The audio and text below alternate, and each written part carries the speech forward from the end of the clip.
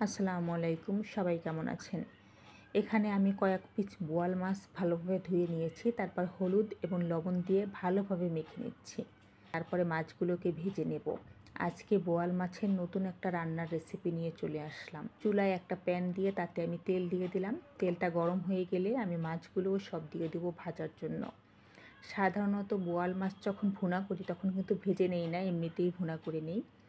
আজকে আমি বোয়াল মাছটা এই কচুরমুখী দিয়ে রান্না করব। আপনারা কি কেউ কখনো বোয়াল মাছ কচুরমুখী দিয়ে খেয়েছেন? অবশ্যই জানাবেন খেয়ে থাকলে।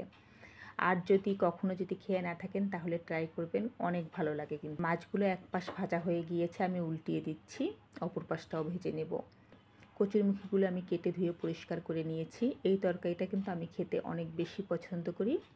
যদিও কচুরমুখী সবসময় ইলিশ মাছ কিংবা চিংড়ি মাছ দিয়ে রান্না করা হয়, আজকে একটু ডিফারেন্ট রেসিপি ট্রাই করলাম। জানি না আপনাদের কেমন লাগবে, তবে রান্নাটা কিন্তু অনেক ভালো হয়েছিল, অনেক খেতে ভালো লেগেছিল। এখানে আমি বাটা মশলা দিয়ে দিলাম। পেঁয়াজ বাটা 2 চামচ এবং আদা এবং রসুন বাটা হাফ চামচ করে দিয়ে দিয়েছি। আজকে বাটা মশলা দিয়েই রান্নাটা করে নেব। আমি 1 মিনিটের মতো পেঁয়াজ এবং আদা রসুন বাটা ভেজে নিয়েছি। তারপরে আমি এখানে মরিচের গুঁড়া এবং হলুদের গুঁড়া দিয়েছি এবং এরপরে দিয়ে দেব ধনিয়ার গুঁড়া, জিরার গুঁড়া এবং একটু জিরা এবং গরম মশলা মিক্সড করা গুঁড়া দিয়ে দেব এবং লবণও দিয়ে দিলাম। আরও একটু ভেজে নিব। ভেজে নিয়ে আমি মশলাটা ভালোভাবে কষানোর জন্য আমি পানি দিয়ে দেব।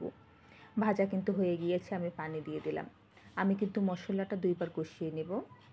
আমি সাধারণত যে কোনো তরকারি রান্না করার ক্ষেত্রে মশলা 2 বার কষিয়ে নিই। এটা আমার কেমন যেন একটা অভ্যাসে পরিণত হয়ে গিয়েছে। একবার কষানো হয়ে গিয়েছে, আমি আবারও পানি দিয়ে আরও একবার মশলাটা কষিয়ে নেব। তো আমি নেড়েচেড়ে কষিয়ে নিয়েছি। এরপরে পানি দিয়ে দিলাম রান্না করার জন্য, ঝোলের পানিটা দিয়ে দিয়েছি। পানিটা বলক এসে গেলে এতে আমি প্রথমে কচুরমুখীটা দিয়ে দিব।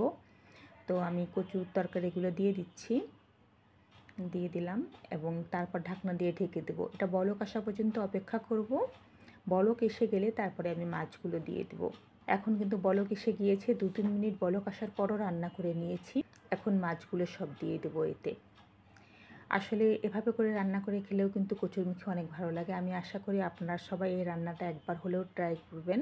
আর সাধারণত আমি আগেই বলেছি, চিংড়ি মাছ দিয়ে কিংবা ইলিশ মাছ দিয়ে কচুরমুখী ভালো লাগে, তবে বোয়াল মাছ দিয়ে খেতেও কিন্তু অনেক ভালো লেগেছিল।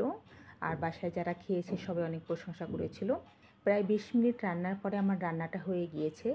তারপরে আমি একটু গরম মশলার গুঁড়া ছিটিয়ে দিলাম উপর থেকে এবং একটু নেড়েচেড়ে মিশিয়ে নিলাম। এরপর ঢাকনা দিয়ে ঢেকে আমি চুলাটা বন্ধ করে দেব এবং তারপর পরিবেশন করে নিলাম।